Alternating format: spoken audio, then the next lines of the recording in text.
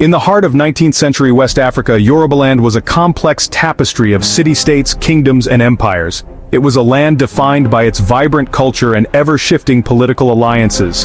The old Oyo Empire had fractured and new powers began to rise, each hungry for dominance. This era was a crucible, forging new identities. The landscape was a chessboard where strategic towns and vital trade routes were the pieces in a grand game of influence. One particular rivalry stands out, a clash that pitted two vastly different Yoruba powers against each other. This is the story of Ibadan and Ijesha. Their conflict was a dramatic chapter in the epic history of Yorubaland. Ibadan was a city born of war, founded in the early 1800s by refugees and warriors displaced by conflict. This turned Ibadan into an unstoppable military machine. Its warriors were feared across Yorubaland, expanding its influence like wildfire. It had become an empire. In contrast stood the Ijesha Kingdom. The Ijesha were a people of the hills known for their rich culture. Their way of life was rooted in commerce and agriculture. They focused on preserving their autonomy and unique cultural identity. They were wary of the growing shadow of the power rising from the plains. Ibadan's growth was relentless, fueled by expansion and resources. The city's military system allowed ambitious young men to rise through battlefield prowess, producing brilliant war chiefs.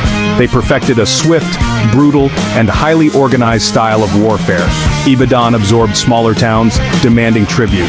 This tribute sustained Ibadan's army and markets, creating a network of vassal states. The city reshaped the region, building a new empire. Its legitimacy came from strength, providing security and opportunity. Ibadan's rise was an unstoppable tide, its leaders seeing themselves as the inheritors of Oyo's power. While Ibadan built an empire through conquest, the Ijesha Kingdom watched from their forested hills. Their society was built on deep-rooted traditions, where lineage and custom held power. The Owa Obokun of Ijeshaland was the custodian of their heritage.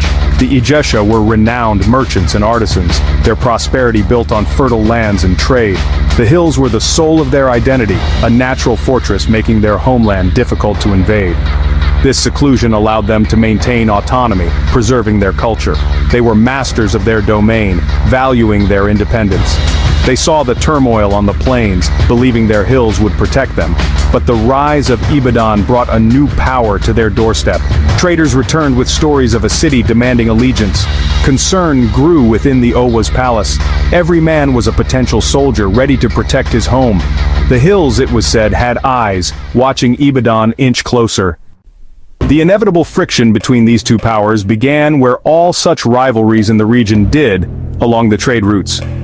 Commerce was the engine of 19th century Yorubaland, and control over it was the ultimate expression of power. Ibadan, in its quest to consolidate its authority, began to impose tolls and taxes on merchants passing through its territories. These levies were not just a source of revenue, they were a clear statement of dominance. For the Ijesha traders, who considered these routes to be ancestral pathways, the tolls were an unacceptable imposition, a direct challenge to their long-held autonomy and economic freedom. Resentment began to simmer in the markets and compounds of Ilesa. The proud Ijesha people felt that the upstart city of Ibadan was treating them like a conquered people, disrespecting their heritage and strangling their livelihood. Stories of Ijesha merchants being harassed, their goods confiscated, or being forced to pay exorbitant fees became commonplace. These incidents were more than mere economic disputes. They were seen as profound insults, slights against the honor of the entire Ijesha Kingdom. The elders in Ilesa sent envoys to Ibadan to protest, but their appeals were met with arrogance and dismissal by the confident war chiefs. The diplomatic channels, fragile as they were, soon broke down completely. The Ibadan leadership saw the Ijesha protests not as a legitimate grievance from an equal, but as the defiant grumbling of a subordinate state that needed to be brought into line. They viewed Ijesha's independence as an anomaly, an affront to their vision of a unified region under their command. In their eyes, the hills of Ijeshaland were not a barrier but simply the next territory to be subjugated. The Ijesha, in turn, saw Ibadan as a tyrannical power, a bully that threatened to extinguish their way of life. The stage was now set for a direct confrontation. Pride was on the line on both sides. Ibadan could not be seen to back down from a smaller kingdom, as it would undermine its authority across the region. The Ijesha, fiercely protective of their independence, could not submit to what they saw as enslavement and humiliation. The tension escalated from a matter of tolls and trade to a fundamental battle of wills. It was a clash between the plains and the hills, between a new military empire and an ancient proud kingdom. War was no longer a distant possibility. It was a gathering storm, and everyone knew it was about to break. The simmering tensions finally boiled over with a single brazen act of provocation. The immediate cause of the war was not a grand battle, but a dispute over cross-border tolls that escalated into profound public humiliation. Ibadan had established checkpoints on the trade routes leading into Ijesha territory. These were manned by arrogant officials who demanded heavy taxes from all passing caravans. For the Ijesha traders, this was an intolerable act of aggression. It was a clear message from the city of warriors: your freedom ends where our power begins. One fateful day, an influential Ijesha merchant was stopped at one of these checkpoints. He refused to pay the exorbitant toll, arguing it was unjust without the Owa's consent. The Ibadan officials did not just argue back. They arrested the merchant, bound him, and paraded him through the local market as an example. It was designed to break the spirit of Ijesha resistance. The message was clear: Ibadan's authority was absolute, and any challenge would be met with overwhelming force and public shame. But they did not stop there. They sent a messenger back to Elisa with the humiliated merchant carrying a chilling message for the Owa and his people. The words were said to be, "We do not bow to your hills. Your rocks and forests cannot protect you from our reach. You will learn to pay what is demanded." This was more than a political statement. It was a deep personal insult that struck at the heart of Ijesha pride. It belittled their sacred landscape and mocked their independence. The news spread through Yorubaland like a wildfire. The insult was a gauntlet thrown down, a direct challenge demanding response. The people were enraged. In the palace of the Owa, the elders convened, faces grim. This public humiliation made it clear that negotiation was no longer an option. The honor of the Ijesha people had been stained, and only decisive strength could wash it clean. The time for talk was over. A response had to be made. As Elisa clamored for resistance, a new leader emerged: Ogedengbe Agbogungboro. Not of royal blood, Ogedengbe's legend was built in the wilds, his strategies shaped by the land itself. He mastered guerrilla tactics, using the forest as both shield and sword, teaching his warriors to strike and vanish. Ogedengbe's charisma and oratory united the Ijesha, framing their struggle as a sacred defense of home and freedom. To his people, he became the living voice of the forest, a symbol of unyielding resistance. Ibadan, meanwhile, relied on seasoned generals like Balogun Ibikunle and Ajayi Ogboriefon, veterans of open-field warfare and cavalry raids. Their confidence was rooted in numbers and discipline, viewing the campaign as routine pacification. But they underestimated the Ijesha resolve and Ogedengbe's cunning. The stage was set, the forests whisper against the thunder of empire. The true test of wills was about to begin. With diplomacy shattered, both kingdoms braced for war. Ibadan's camp swelled with warriors, musketeers drilled, and blacksmiths forged weapons day and night. Their leaders plotted a swift, crushing campaign. In Ijeshaland, Ogedengbe transformed villages into fortresses, every man a defender, every path a potential trap. Rituals invoked the gods, the people prepared for desperate defense, not conquest. Rumors and war songs replaced laughter in the markets. The region's towns were forced to choose sides, tension thickening the air. The war drums echoed across plains and hills, a final signal that peace was gone. The spark was lit. The great fire of the Ibadan-Ijesha war was about to ignite. All awaited the first clash. The war began with Ibadan's advance guard marching confidently into the Orea forest. Expecting an easy victory, they entered the dense jungle, unaware they were walking into Ogedengbe's trap. Ijesha warriors, hidden in the shadows, waited in silence. When the Ibadan column was deep within, the forest exploded with arrows and musket fire. Chaos reigned. The disciplined ranks broke, unable to fight an invisible enemy. The ambush was swift and devastating. Ibadan's advance guard was decimated. Survivors fled, leaving behind their dead and supplies. News of the rout electrified Elisa and stunned Ibadan. The myth of Ibadan's invincibility was shattered. Ogedengbe's strategy was vindicated. The war's first blood belonged to the forest. the invaders realized this would be no easy conquest. Stung by defeat, Ibadan shifted tactics, drawing the Ijesha onto the open plains near Ipetu. Here, Ibadan's armored cavalry thundered forward, a terrifying wave of steel and muscle. Ogedengbe's warriors, lacking cavalry, formed tight defensive squares, muskets blazing. The clash was brutal. Horsemen crashed into infantry, the battle devolving into chaos. Ijesha hit-and-run tactics harassed the flanks, but the core fight was a test of raw resolve. Hours passed, neither side broke. As dusk fell, both armies withdrew, battered but unbowed. The battle was a tactical draw, but for Ijesha, it was a moral victory. They had faced Ibadan's might in the open and survived. The war entered a new, bloodier phase. Neither side would yield. The conflict settled into a war of opposites. Ibadan excelled in open-field assaults, relying on discipline, numbers, and cavalry.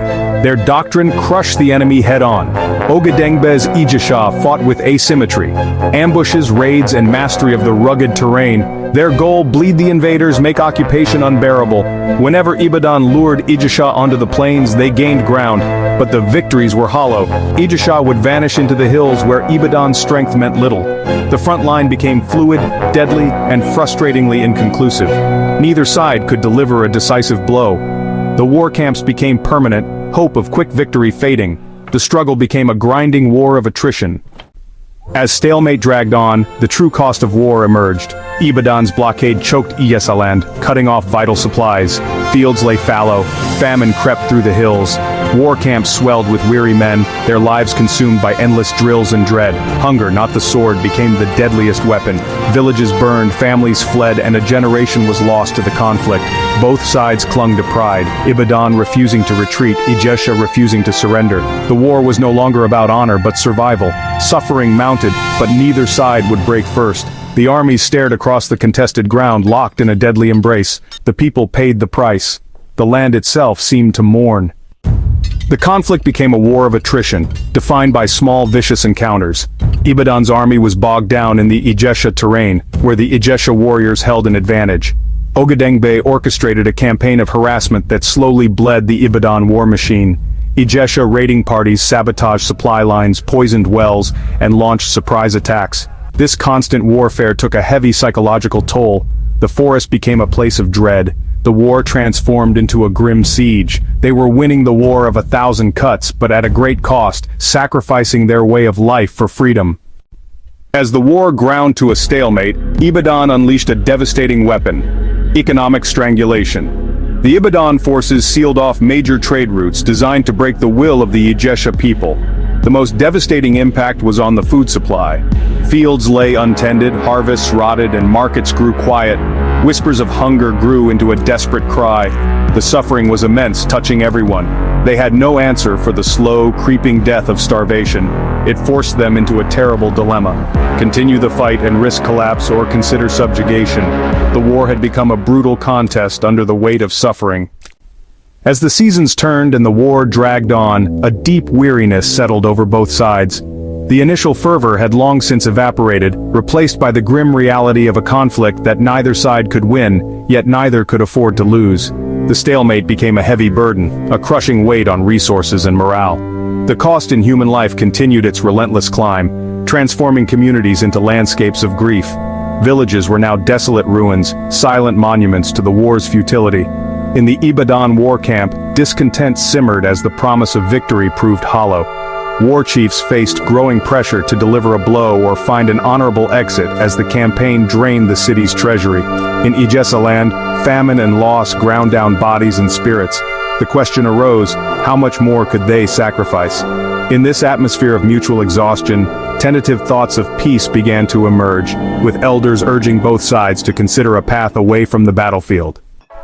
The impetus for peace did not come from warriors, but from respected elders of Yorubaland, who watched the destructive stalemate with growing alarm. Envoys from the sacred city of Ife began to travel between the two warring camps, led by figures like Babatunde of Ife, renowned for his wisdom. These neutral arbiters carried messages from the Uni of Ife, urging both sides to remember their shared heritage. Initial overtures met resistance. However, the envoys were persistent, appealing to weariness and reminding them of starving families.